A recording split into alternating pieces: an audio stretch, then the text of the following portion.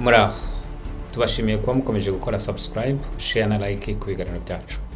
Tuje kuvuga kuri immigration uyu munsi, aho tuje kuvuga ku bijyanye no gutanga ibyangombwa cyangwa n'ubitange mu gihe ushaka ibyangombwa bici mu buhunzi muri Amerika, Uburayi cyangwa Canada, yewe na Australia nushaka kwishiremo.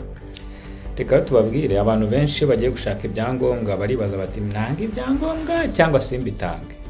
Hano hari ingingo ikomeye cyane umuntu agomba kumenya. Icyambere ugomba kumenya nuko niba waraje na visa nuko n'ubundi ibyangombwa byawe babifite muri system, niyo mpamvu igiye gusaba visa yaba ujya muri Amerika, mu Burayi cyangwa se muri Canada, hoteli ibikumwe bikumwe byawe bivuze ko aho wabitera hose wageze mu Burayi, wageze Canada, wageze Amerika, bahita babona imyirondoro yawe, amazina, nimero ya passport wakoresheje, fotokopi yayo, igihugu wavuyemo n'ibindi. Bivuga ngo kubeshya biba bidashoboka. Icya kabiri ugomba kumenya nuko ibibuga by'indege yociyeho, indege wakoresheje byose biba biri stoke muri ambasade y'igihugu urimo cyangwa waje gushaka ibyangombwa.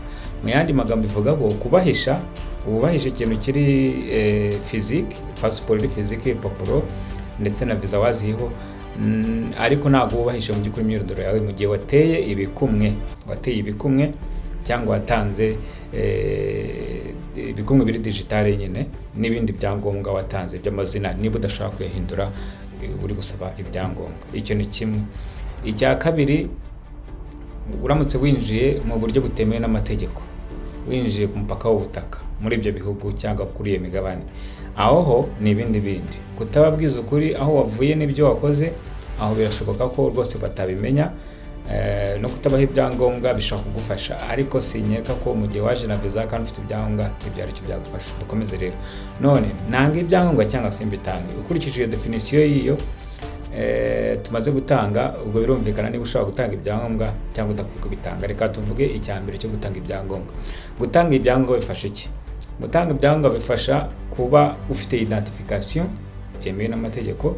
Muri iyi minsi hateye ikintu cyitwa iterabwoba rero rivuga ko umuntu wese winjiye mu gihugu bitemewe n'amategeko nta mwirondoro uzwi cyangwa ushidikanywaho, akenshi ashobora kujya mu kibazo, mu cyiciro cy'abantu bakeka bashobora gutera ubwoba muri icyo gihugu, bangamiye umutekano w'icyo gihugu.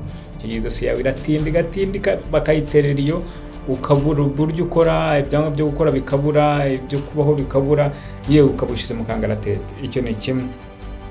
Iyo uzi ko icyo ni kimwe. Icya kabiri bidashobora kugufashaho nuko iyo nta byangombwa ufite nabwo batinda kuguha ibyangombwa nyine. Birumvikana baba bagikora background check, bareba yavuye mu cyo gihugu, avuga izindi ibyangombwa, bakaba bakwinjira muri telefone yawe bakareba iyi telefone ivugaho n'abantu bangahe, ya contact abantu bameze gute, ibyo mu butasi.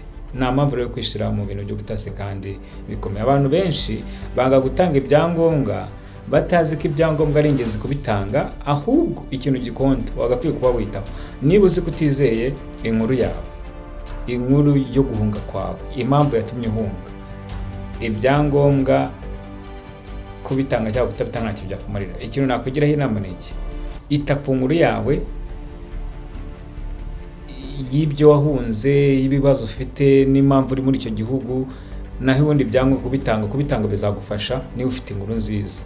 Nutabitanga kandi ufite inkuru mbi, nabwo bazaguha negative, ni hahandi yawe ntacyo byakumarira. So nagira inama abantu rwose, tanga ibyangombwa niba wizeye histoire yawe, niba wizeye ko ufite ubujyanama bufatika, niba wizeye ko icyo wahunze gifatika cyumvikana, niba wizeye ko impamvu ziri mu zo wahunze ziri mu mpamvu 5 zivugwa n'amakonvention ya Geneve, arizo iyobokamana, nationalité, intambara cyangwa ibiza, groupe cyangwa se ikindi n'igikira, iyobokamana, nationalité,